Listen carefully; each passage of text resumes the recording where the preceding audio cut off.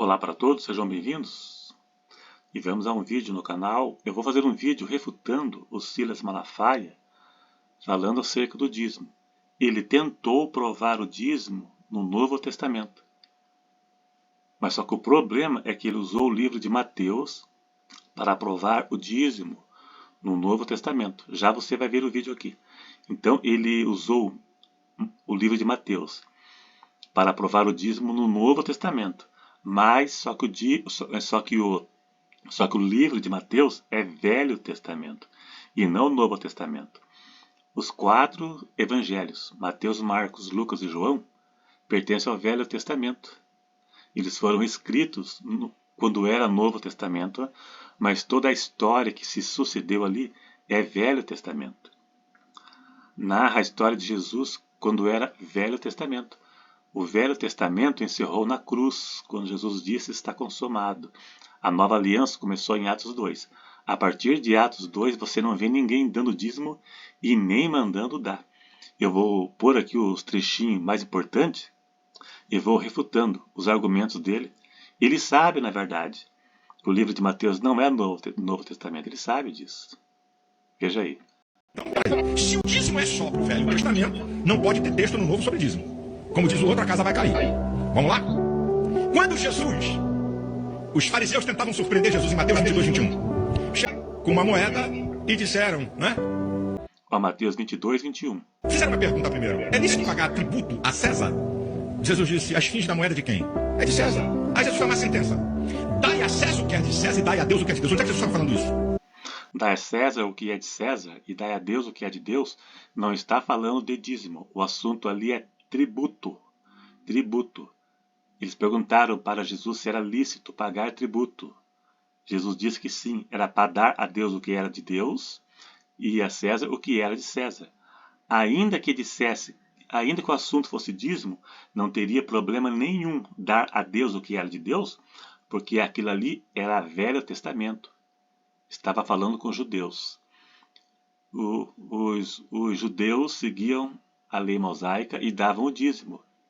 Então não teria problema nenhum se eles dissessem ali que davam o dízimo ou se Jesus dissesse que teria que dar o dízimo, porque o dízimo fazia parte da aliança a qual eles estavam vivendo e eles estavam vivendo sob a lei. Eles estavam no templo. Veja aí. No templo. Viu? É só você pegar Mateus 21, 13. A conversa está no templo. A conversa está no templo. Veja que o Malafaia diz, a conversa está no templo. Que templo? O templo de Jerusalém. A entrega do dízimo tinha uma regra. Era feita no templo de Jerusalém. O templo foi destruído no ano 70, quando já era a nova aliança. Né? Mesmo na nova aliança tinha aqueles que davam o dízimo, que eram os judaizantes, aqueles que não creram em Jesus continuavam seguindo a lei. Depois disso, não houve mais templo e a forma de dar o dízimo era no templo. Hoje não tem templo mais, não tem levita. E o propósito do dízimo também era para pobres, viúvas, necessitados e estrangeiros e não para enriquecimento de pastores. Continuando. Quando Jesus está falando, dai a Deus o que é de Deus, dai a César o que é de César, dai a Deus o que é de Deus, Jesus está falando sobre tributo, o que você deve a César e deve a Deus. O que é que você deve a Deus? Que os judeus sabiam muito bem, o dízimo. Mas você não está satisfeito só com esse texto? Então vamos para Mateus 23, 23. Mateus 23, 23 é o texto clássico, mais usado por aqueles que querem provar o dízimo no Novo Testamento, sendo que Mateus é Velho Testamento e o diálogo entre Jesus e os judeus está no contexto do Velho Testamento. Veja aí. Jesus vira e diz assim, ai de vós, escribas e fariseus, hipócritas, que dizimais a hortelã, o endro e o cominho, e desprezai as coisas mais importantes da lei, que é a justiça, a misericórdia e a fé. Devíeis fazer essas coisas sem menosprezar aquelas. Jesus disse que eles deveriam sim dar o dízimo, né, e não omitir o mais importante da lei, que era o juízo, a misericórdia e a fé. Eles davam o dízimo, mas o mais importante da lei, que era a misericórdia, eles não tinham. Então, com o coração impuro, fazer algo para Deus não serve. Primeiro tinha e tem que limpar o coração para oferecer algo a Deus, para Deus receber a sua oferta. Não apenas de dinheiro, mas qualquer coisa que você oferecer a Deus, primeiro deve-se limpar o coração, tem que limpar o interior primeiro. Foi isso que Jesus quis dizer, que eles deveriam sim dar o dízimo, mas não desprezar o mais importante, que era o juízo, a misericórdia e a fé, que eles não tinham. Misericórdia, eles desprezavam quem não fosse judaizante, quem não seguia o judaísmo. Inclusive Cristo, que eles queriam pegar ele em alguma coisa, em alguma falta, para condená-lo. Entendeu? Então Jesus disse que eles deveriam dar o dízimo, mas só que Jesus viveu sob a lei. Eles viviam sob a lei, era Velho Testamento. Em Lucas capítulo 2, Jesus foi circuncidado e apresentado no templo conforme ensinava a lei. Ele seguiu todos os ritos mosaicos. Maria e José ofereceram 2 aves para expiação pelos pecados. É um ritual da lei. Jesus, quando curou um homem, ele disse: vai no templo e ofereça uma oferta conforme ensinou Moisés. Entendeu? Então tudo aquilo ali está no contexto do Velho Testamento. Os 4 evangelhos, tudo ali é Velho Testamento. O Novo Testamento começou em Atos capítulo 2 e lá você não vê ninguém dando e nem mandando dar o dízimo. O dízimo era um preceito da lei. O que Jesus está falando? Vocês deixaram as coisas mais importantes da lei que vocês têm que praticar sem menosprezar o dízimo. Sabe por quê? Porque os fariseus cobravam dízimo das ervas medicinais que a Bíblia nem Deus tinha obrigado e pedido. Eles faziam além do que Deus determinou sobre o dízimo.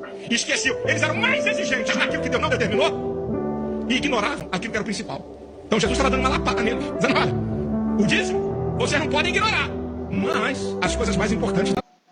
Para que era o dízimo? Para os pobres, viúvas, necessitados e estrangeiros.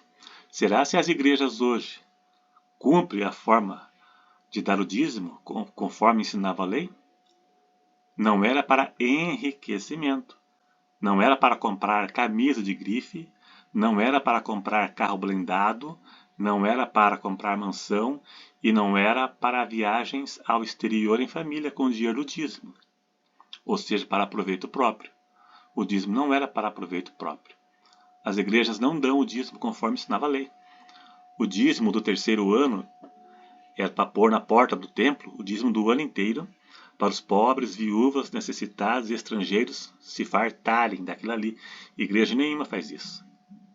O dízimo dos festivais era para fazer uma festa, convidar os pobres, viúvas e necessitados, família, todo mundo para comer em Jerusalém. Lá em Deuteronômio 14 está escrito que era para levar a Jerusalém. Se o caminho fosse longo, era para vender, pegar o dinheiro. Quando chegasse em Jerusalém, era para comprar tudo que o coração da pessoa quisesse e fazer uma festa. Então, não dão os dízimos nos moldes da lei. É um dízimo adaptado aos moldes da religião. Qualquer líder religioso, dono de igreja, fundador, que se beneficie do dízimo para proveito próprio e proveito da patota deles, para enriquecer a turma deles, não é o dízimo bíblico. E nem a oferta. A oferta não era. Paulo disse assim: para mim e aos que estão comigo, essas mãos me serviram. Ele quis dizer assim: para ele e para os que estavam com ele, somente o necessário, só para a sobrevivência. Paulo, pela influência que ele tinha, ele poderia ter uma vida abastada, mediante a doações. Mas ele não fez isso. Os discípulos, Jesus disse aos seus discípulos que eles comeriam daquilo que dessem para ele nas casas, comer e beber. Jesus já deixou claro, quando instruiu os seus discípulos, que eles não seriam ricos. Eles viveriam daquilo que dessem. Aqueles que eram ricos não foi com dinheiro de doação. A Bíblia nunca citou ninguém enriquecendo com dinheiro de dízimos e doações, fazendo milagre e recebendo dinheiro em troco de milagre. Entendeu? Digno é o obreiro de seu salário. Salário é sustento e não enriquecimento. E Deus enriqueceu Abraão trabalhando, né, com a sua fazenda, com suas terras e com as suas criações, e não com doações de fiéis. Então a Bíblia nunca citou pessoas que enricou com dinheiro de dízimo e doações. Isso é antibíblico, não é bíblico. Receber salário de igreja é bíblico. Está escrito: assim ordenou o Senhor que os que trabalham no Evangelho, que vivam do Evangelho. Mas esse viver do Evangelho não é enriquecer-se às custas do Evangelho Isso não é bíblico, é antibíblico, né? Então essas citações que ele fez aí não tem valor nenhum. Ele citou o Velho Testamento, os preceitos da lei no Velho Testamento. O Novo Testamento começa em Atos 2. Ali a igreja foi fundada. E a partir dali não vê ninguém dando e nem mandando dar. É só distorções bíblicas. Eu não sou contra o dízimo, desde que seja usado de forma correta, para aquilo que for necessário, e não para enriquecimento e benefício de líderes, pastores e fundadores. Aí eu sou contra. Mas usar o dízimo para pagar água, luz, contas, né, da igreja, que a igreja tem conta, mesmo que seja uma construção própria, mas uma denominação, uma congregação tem conta para pagar. Então eu não sou contra o dízimo, né, mesmo não sendo do Novo Testamento, mas usando o princípio, usando o dízimo como princípio de contribuição, porque só a oferta às vezes não dá conta. Então, se for bem usado da forma correta, eu não sou contra. É para pagar as despesas, aquilo que é necessário. Não tem problema. O problema é a forma que é ensinado, é distorcido acerca do dízimo, põe medo nas pessoas. Algumas igrejas obrigam a dar o dízimo até para tomar ceia.